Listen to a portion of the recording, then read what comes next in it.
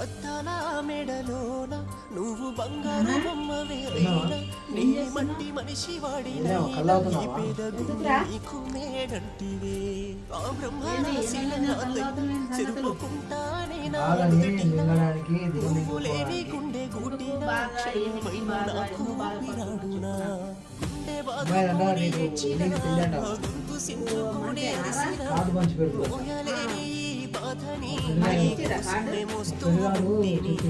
ఎట్లయినా వస్తానే గుండెకి